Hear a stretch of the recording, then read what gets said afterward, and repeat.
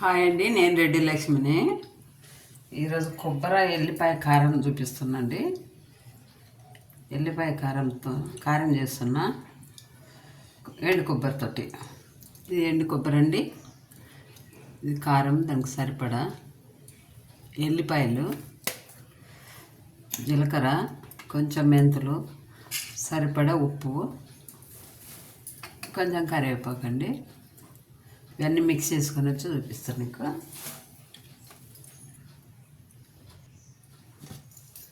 ఇవన్నీ మిక్స్ చేసుకొని వచ్చాను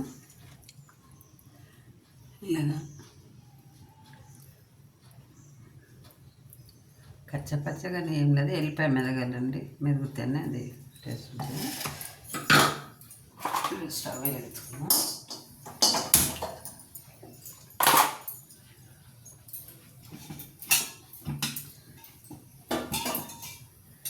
ఆయిల్ ఎక్కువ వెళ్తాం కదండి, ఒకటి ఒక స్పూన్ చాలు.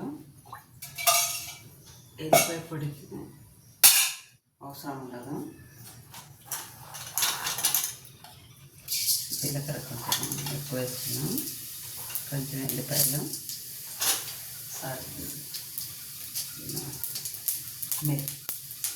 కొంచెం మిరియాలు, కొంచెం ఆవాలు,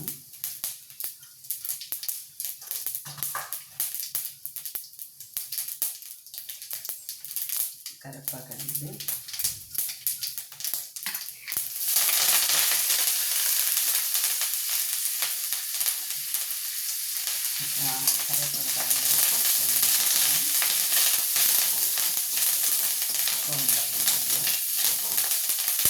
ఎందులోనైనా సరే కరివేపాకు అని ఒకప్పుడు కరివేపాకు తీసేసినట్టు, అంటే ఏదైనా మాట్లాడినా ఇంట్లో వాడడం కానీ అట్లా కానీ కరివేపాకు తీసేస్తుంది అనేవాళ్ళు పెట్టాలి.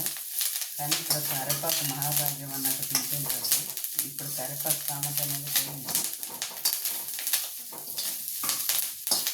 ఇప్పుడు కరివేపాకు చాలామంది ఏరు పెట్టుతుంది పక్కన కుప్ప ఏమన్నా ఎక్కువ వేసుకుంటే.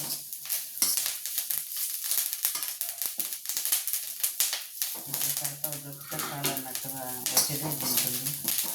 నేనైతే మీకు అంటే చెప్తే నమ్మరేమో, ఒకటి కొత్తిమీర పొలంలోకి వెళ్ళింది అనుకోండి, లేతగా పువ్వు రాకముందు, ఇంకా ఉదయం నుండి సాయంత్రం వరకు పొలంలో పనులు చేస్తుంటాం కదా, చేసినంతసేపు అది కొత్తిమీర నమ్ముతూనే ఉంటాను నేను. అక్కడక్కడ కొంచుకొని పెద్దవాళ్ళు అరుస్తుందా ఎంచుకుంటా, చెట్టు నీకు సరిపోతాయి అన్నట్టు తినేదాన్ని అనమాట. అంత అతిగా తిన్నాను. అట్లనే కరివేపాకు కూడా కండి, ఇప్పుడు ఊర్లలో ఉండేది అంత స్మెల్ ఉంటలేదు, కానీ అడవిలో ఉన్నదైతే బాగా స్మెల్ అండి. దాదాపు ఒక 10-15 మీటర్ల దూరం ఉన్నాగానే అక్కడ కరివేపాకు ఉండన్న, అంటే చెట్టు కొంచెం ఉన్నా సరే అంత స్మెల్ దూరం కనిపించేది. ఆ స్మెల్ని బట్టి పోయి తీసుకొచ్చేటోళ్ళు. కానీ నాకు కరివేపాకు అంటే బాగా తినేవాడిని, మంచిగా అనిపించేది అనమాట. లేత లేత పోసుకుని అలా తింటున్నాము తిరిగేదాన్ని. అలా ఇప్పుడు కరివేపాకు అంటే తినలేదు. కాబట్టి ఈ పొడి రూపంలో అప్పుడు పొడి చేసుకోవడం ఏమీ తెలియదు, కానీ ఈ పొడి రూపంలో అట్లా తింటుంది. కానీ మామూలుగా అయితే కరివేపాకు తినాలి చాలా మంచిది. దాన్ని ఫ్రై అయిపోయిందంతా ఇది వేసేసుకున్నాం.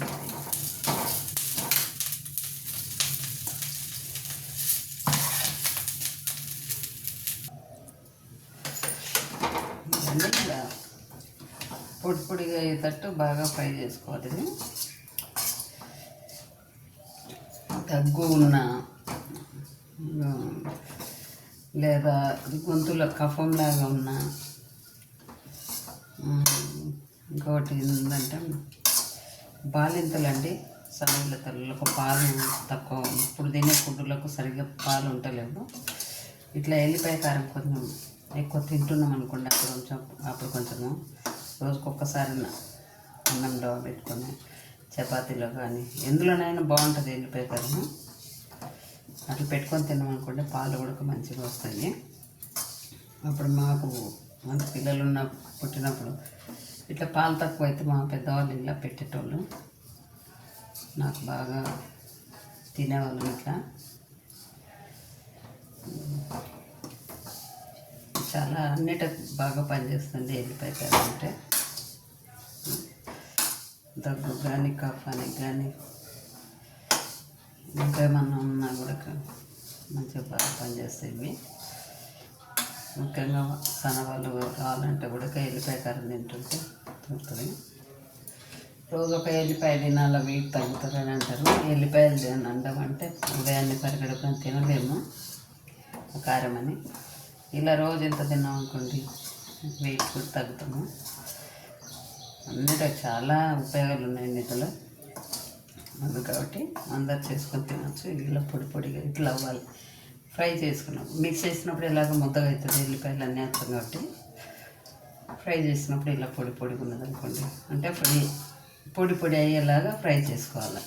ఆయిల్ ఎక్కువ వేయద్దండి, 1 స్పూను